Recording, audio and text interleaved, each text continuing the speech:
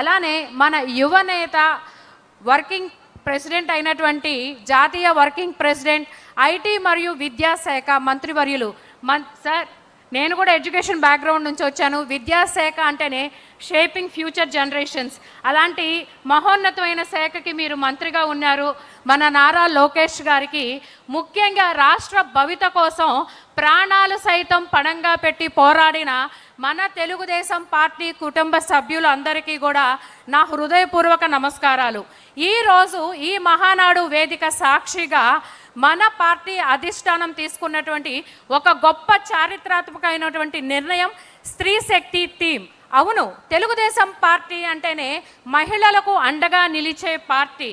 ఆనాడు స్వర్గీయ ఎన్టీ రామారావు గారు మహిళలకి ఆస్తిలో సమాన హక్కు కల్పించి స్త్రీ శక్తికి పునాది వేస్తే మన నారా చంద్రబాబు నాయుడు గారు డ్వాక్రా సంఘాల ద్వారా ఆ స్త్రీ శక్తిని మరింత బలోపేతం చేసి దాన్ని విశ్వవ్యాప్తం చెందేలాగా చేశారు. మన పార్టీలో ప్రధాన సిద్ధాంతం మహిళలకు సమాన హక్కులు, సమాన అవకాశాలు కల్పించడమే మన సిద్ధాంతం. కానీ గత 5 ఏళ్ల వైసీపీ పాలనలో మహిళా లోకానికి ఒక చీకటి అధ్యాయం లాంటిది. ప్రచార ఆర్భాటాలకే తప్ప దశ దిశ లేని దిశ యాక్ట్ అని చెప్పి విచారణ అయిన వెంటనే ఉరిశిక్ష వేస్తాము అని చెప్పి పబ్లిసిటీ స్టంట్లు చేశారే తప్ప క్షేత్రస్థాయిలో మహిళల ప్రాణాల్ని గాలికి వదిలేసిన ప్రభుత్వం వైసీపీ ప్రభుత్వం. జగన్మోహన్ రెడ్డి అధికారంలో ఉన్నప్పుడు మహిళలపై జరిగిన దాడుల్లో 43% దాడులు పెరిగాయి. అలానే తను అధికారంలో ఉన్నప్పుడు 2000 మంది మహిళలు పైగా హత్య కావించబడ్డారు. 2022 సంవత్సరం మహిళలపై జరిగిన దాడుల్లో 25,503 కేసులు రికార్డు స్థాయిలో నమోదయ్యాయి. నా అక్క చెల్లెములు అని చెప్పి తీరా తను అధికారంలోకి వచ్చాక అదే అక్క చెల్లెమ్మల మీద దాడులు చేసి ఆంధ్రప్రదేశ్లో మహిళలపైన దాడులు వేధింపుల్లో ఆంధ్రప్రదేశ్ 6వ స్థానానికి దిగజారిపోయేలాగా చేసిన మహిళల ద్రోహి జగన్మోహన్ రెడ్డి. మరి మన మహిళల మీద ఇన్ని ప్రధాన దాడులు జరగడానికి ప్రధాన కారణం ఏమిటంటే గంజాయి విష సంస్కృతిని తీసుకురావటం, జే ట్యాక్స్, తన అవినీతి దాహానికి లిక్కర్ని నాసిరకం మద్యం ద్వారా యువతని పెడదారి పట్టించడమే మహిళల మీద దాడులు జరగడానికి ప్రధాన కారణం. ఇవి మనం మాట్లాడుకుంటున్న మాటలు కాదండి. అతగాడు అధికారంలో ఉన్నప్పుడు సాక్షాత్తు కేంద్ర నివేదిక అయినటువంటి ఎన్సీఆర్బి రిపోర్ట్ ఇచ్చిన సాక్ష్యం ఇదంతా కూడా.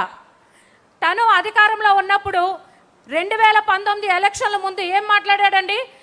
మహిళలు ఇంకెవరైనా కన్నెత్తి చూస్తే వాళ్ళు గుడ్లు పీకేస్తా అని చెప్పి మాట్లాడి తను అధికారంలోకి వచ్చాక తన తాడేపల్లి ప్యాలెస్కి 100 మీటర్ల దూరంలో రాణి అని చెప్పి ఒక దివ్యాంగురాలు మైనర్ బాలిక తన ఇంట్లో ఉన్నప్పుడు గంజాయి మొత్తుకి బానిసైపోయి గొడ్డలితో విచక్షణారహితంగా ఆ బాలికపై దాడి చేస్తే తను ప్రాణాలు కోల్పోయింది.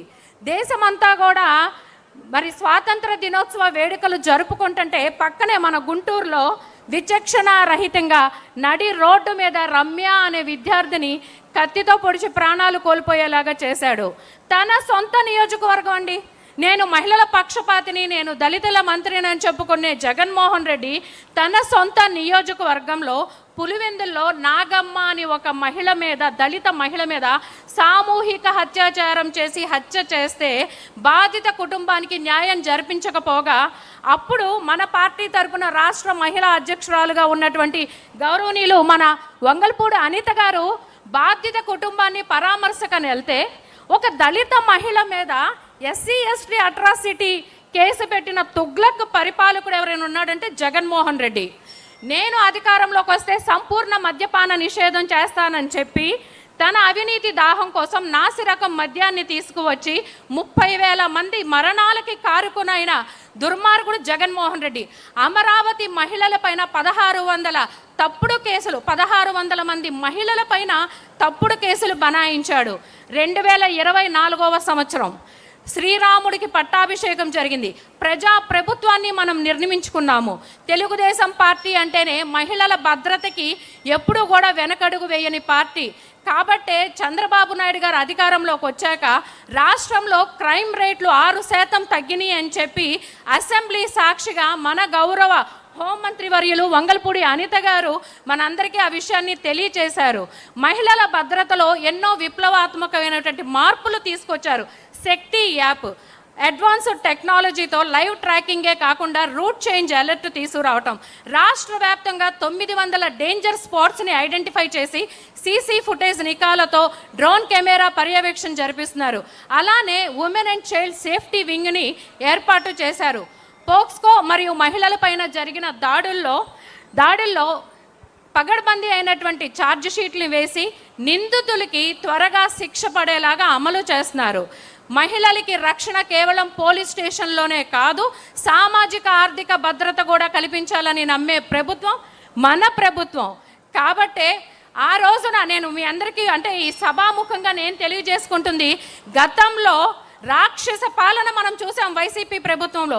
కానీ ఈ రోజున మన కూటమి ప్రభుత్వంలో మన శ్రీరాముడు చంద్రబాబు నాయుడు గారి నేతృత్వంలో ప్రతి ఆంధ్రప్రదేశ్లో ప్రతి మహిళ సురక్షితంగా గర్వంతో ఆత్మగౌరవంతో తల ఎత్తుకుని జీవించేలాగా మనం బ్రతుకుతున్నామనేది ఈ సభాముఖంగా నేను తెలియజేసుకుంటున్నాను. నాకు